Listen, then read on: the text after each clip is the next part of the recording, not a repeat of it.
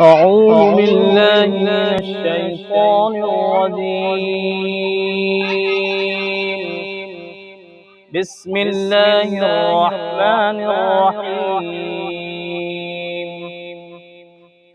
لا أقسم بيوم القيامة ولا أقسم بالنفس اللوامة. أيحسب الإنسان أن لن نجمع عظامه بلى قادرين على أن نسوي بنانه بل يريد الإنسان ليفجر أمامه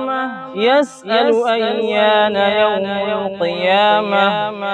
فإذا برق البصر وخسف القمر وجمع الشمس والقمر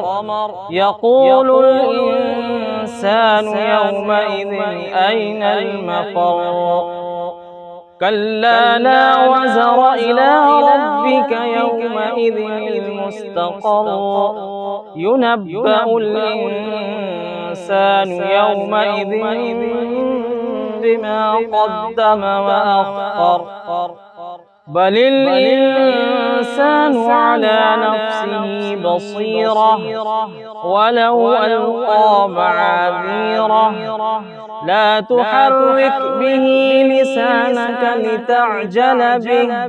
إن علينا جمعه وقرآنه فإذا قرأناه فاتبع قرآنه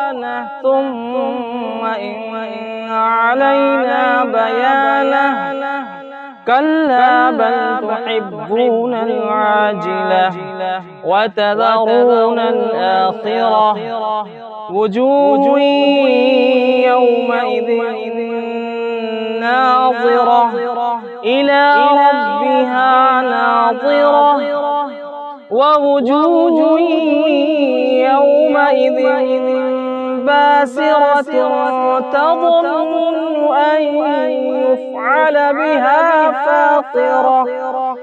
كلا إذا بلغت التراقي وقيل من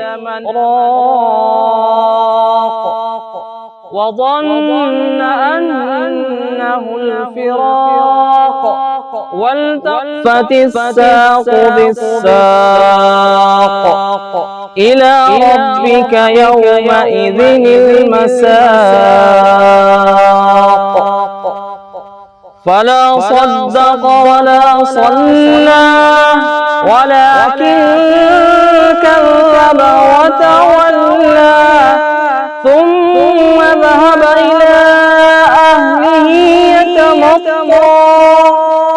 أولى لك فأولى ثم أولى لك فأولى أيحسب الإنسان أن يترك سدى ألم يكن نطفة من